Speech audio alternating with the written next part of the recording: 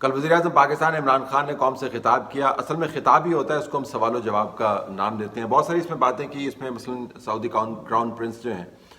محمد بن سلمان, ان کو انہوں نے محمد بن سلطان کہہ دیا. شہباز شریف کے خلاف مقدمات کی جو قدر ہے, جس کے اندر جو اماؤنٹ انوالو ہے, وہ 7 بلین سے بڑھا کر 700 بلین کر دی. 7 ارب روپے کا یہ منی لانڈرنگ کا کیس ہے, 700 ارب روپے کا. انہوں نے یہ بھی بتایا قوم کو کہ کس طرح وہ ان کو کسی چیز کی ضرورت نہیں تھی, اور آج سے تقریباً 2.5 دہائیاں پہلے جب انہوں نے تحریک انصاف کی بنیاد رکھی تو کس طرح ان کو سب سے زیادہ شہرت مل چکی تھی, سب سے زیادہ دولت مل چکی تھی. تمام دنیا کا انہوں نے سفر کر لیا تھا, تمام دنیا کے انہوں نے جو پولیٹیکل سسٹمز ہیں ان کو اسٹڈی کر لیا تھا, اور ان کے پاس باقاعدہ یونیورسٹی سے ایک ڈگری ہے. اس ڈگری میں انہوں نے پالیٹکس کو بھی پڑھا اور اکانومی کو بھی پڑھا ہے. اللہ نے ایک انسان کو سب کچھ دے دیا تھا, سب سے زیادہ شہرت ملی تھی. میں ایک یعنی ایک وہ انسان جس کو کوئی ضرورت, کوئی کام کرنے کے, میرے پاس جتنا پیسہ تھا میں کچھ بھی نہ کرتا تو اپنی زندگی گزار سکتا تھا. 18 سال کی عمر کے بعد میں برطانیہ چلا گیا, ادھر میں نے یونیورسٹی میں گیا, ان کا میں نے سسٹم سٹڈی کیا. پھر کرکٹ کی وجہ سے میں ساری دنیا میں گیا اور ادھر دنیا کے میں نے سسٹمز دیکھے, اور یونیورسٹی کے اندر جو میری ڈگری تھی وہ پالیٹکس اور اکنامکس میں تھی, تو میں نے پولیٹیکل سائنس پڑھی. یہ باتیں وہ دہائیوں سے کر رہے ہیں. ایک انڈین چینل کو انٹرویو دیتے ہوئے انہوں نے یہی بات کی تھی, جس کے اوپر پھر یہ جواب آیا تھا. میری جو یونیورسٹی میں ڈگری تھی وہ تھی پالیٹکس میں, تو یعنی کہ میں کوئی اتنا بیوقوف یا نائیو پولیٹیشین نہیں تھا کہ جب میں ایک نہیں, جو آپ کی ڈگری تھے, جب آپ نے پڑھائی کر رہے تھے, وہ میں نے اسٹڈی کیا ہے, آپ کو سب سے کم نمبر ملے تھے پولیٹیکل سائنس میں. تو بہت سی فیملیئر باتیں انہوں نے کی, اور وہ قوم کو ظاہر ہے سننی پڑی.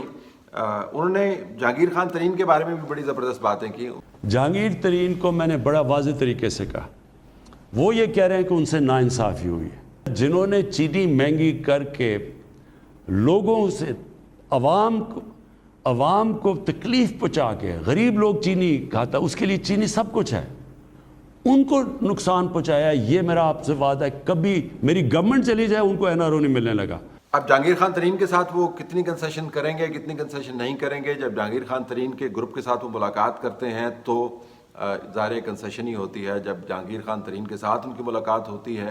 ایک تیسرے فرد کی موجودگی میں, تو یقیناً یہ کنسیشن کے زمرے میں آتا ہے. جب انویسٹیگیشن آفیسر تبدیل کر دیا جاتا ہے تو انویسٹیگیشن کا رخ تبدیل ہو سکتا ہے ممکنہ طور پر, یہ بھی کنسیشن کے اندر آتا ہے. جب اپنی پارٹی کا ایک نمائندہ تعینات کر دیا جاتا ہے کہ جہانگیر خان ترین کے کیسز کو دوبارہ سے ریویو کیا جائے, تو اس کو بھی کنسیشن کے زمرے میں ہی لیا جائے گا. یہ تمام سہولت ظاہر ہے دوسرے لوگوں کو میسر نہیں ہے کہ وہ عمران خان صاحب سے ملاقاتیں کریں, اپنے نمائندگان کے ذریعے وہ عمران خان کو انفلوئنس کریں, انویسٹیگیشن آفیسر جو ہے وہ تبدیل ہو جائیں اور خاص بندہ متعین ہو جائے ان کے کیسز کو دوبارہ سے ریویو کرنے کے لیے. جہانگیر خان ترین کے اوپر لگنے والے الزامات کی میں صحت میں نہیں جاؤں گا. یہ اب جس قسم کی انویسٹیگیشن ہو رہی ہے اس کے نتیجے میں جو حالات سامنے آئیں گے اس کے بعد ہم اس کے اوپر کمنٹ کر پائیں گے. لیکن فی الحال حکومت کی طرف سے ایک طویل عرصے سے کیمپین چلانے کے باوجود, مقدمات بنانے کے باوجود نوبت اس جگہ پر آ کے رکی کہ وزیر اعظم عمران خان کو ان کے گروپ سے بھی ملاقات کرنی پڑی اور ان کے ساتھ بھی ملاقات کرنی پڑی. تو اس سے آپ کو پتہ چلے گا کہ جی کنسیشن کا جو منترا ہے کہ میں کنسیشن نہیں دوں گا, میں چھوڑوں گا نہیں, اس کے اندر کتنی جان ہے. دوسری بات یہ کہ جب جہانگیر خان ترین کے ساتھ وزیر اعظم موجود تھے, منسلک تھے, تو جہانگیر خان ترین اس وقت بھی شوگر کے بزنس کے اندر ہی کام کر رہے تھے. جہانگیر خان ترین کی ملیں اس وقت بھی گنے میں سے جوس نکال رہی تھیں اور جوس میں سے شوگر بنا رہی تھیں, اور باقی جو اس کا مواد بچتا ہے اس سے دوسرے بزنس چلا رہے تھے اپنے. اور جہانگیر خان ترین اس وقت بھی پاکستان کے ٹاپ موسٹ لینڈ اونرز کے اندر تھا جہاں تک اس کی شوگر انڈسٹری کا تعلق ہے, اور وہ شوگر انڈسٹری کے اندر سب سے بڑا حصہ دار تھا. تو عمران خان صاحب کو پتہ تھا, چونکہ ظاہر ہے ان کے اپنے بیان کے مطابق انہوں نے بڑے گہری نظر ہے ان کی, تمام دنیا کے نظام انہوں نے اسٹڈی کیے ہوئے ہیں,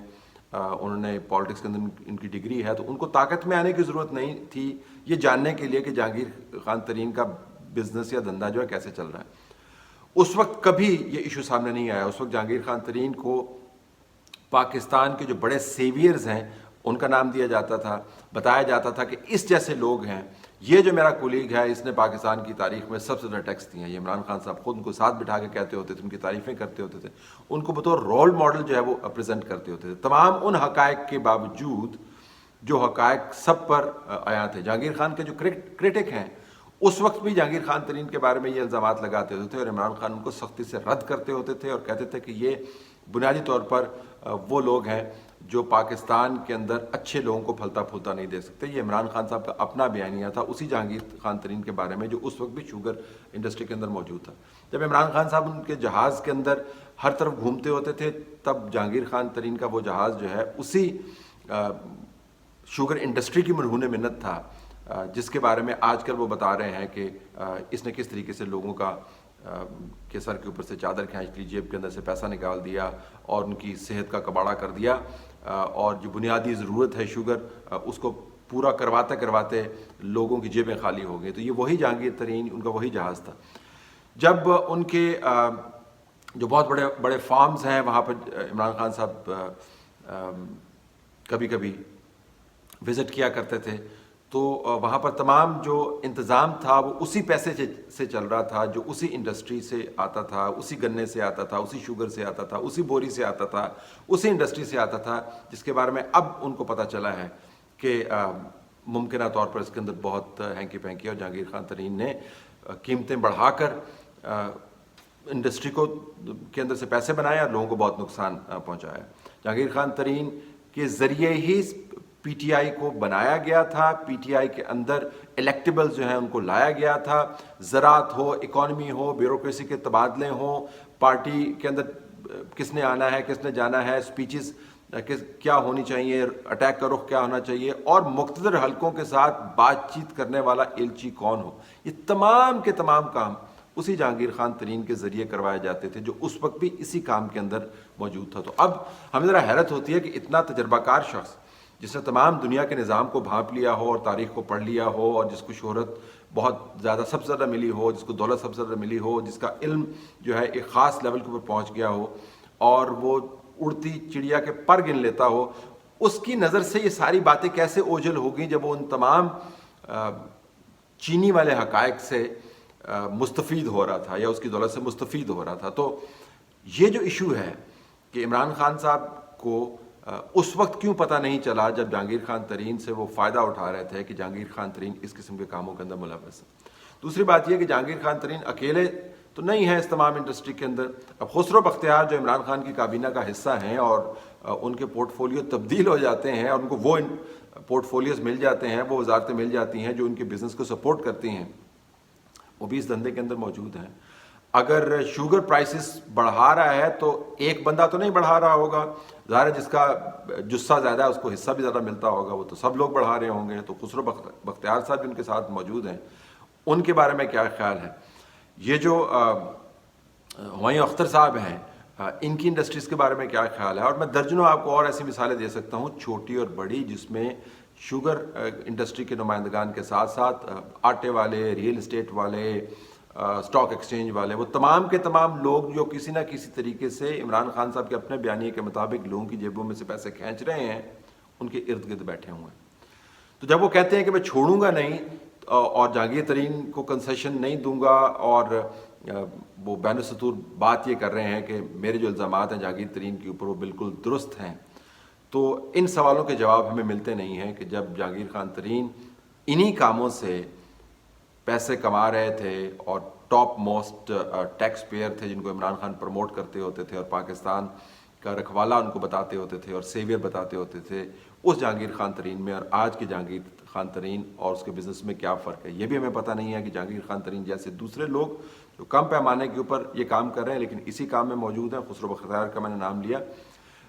وہ کابینہ کے اندر موجود ہیں, تو ان کے بارے میں عمران خان صاحب جو ہے وہ کیا اپنے نظریے رکھتے ہیں. اور تیسری بات یہ کہ جہانگیر خان ترین کو اگر کنسیشن نہیں دینی تو اتنی طویل جو ملاقاتوں کا سلسلہ جاری ہے, ان ملاقاتوں کے سلسلے کے پیچھے کیا محرکات ہیں, کیا وہ ان کو کنسیشنز کے زمرے میں لیتے ہیں یا نہیں لیتے. لیکن ظاہر ان سوالوں کا جواب نہیں ملے گا. جو قوم سے خطاب کیے جاتے ہیں سوال و جواب کے نام پر, اس کے اندر اس قسم کا سوال بھی نہیں لیا جائے گا اور اس کا جواب بھی نہیں ان کے سامنے آئے گا. حقائق بہت تلخ ہیں. ابھی جہانگیر خان ترین ہو سکتا ہے اس کے اوپر ریئیکٹ کریں، لیکن یہ بڑی دلچسپ ہوگی بات کہ وہ تمام حلقے جو جہانگیر خان ترین اور عمران خان کے درمیان امن کروانے کی کوشش کر رہے ہیں وہ اس بیان کو کیسے لیتے ہیں. اور جہانگیر خان ترین کے بارے میں عمران خان نے اپنے جو سوال کے جواب میں جو الزامات دہرائے ہیں ان الزامات کی روشنی میں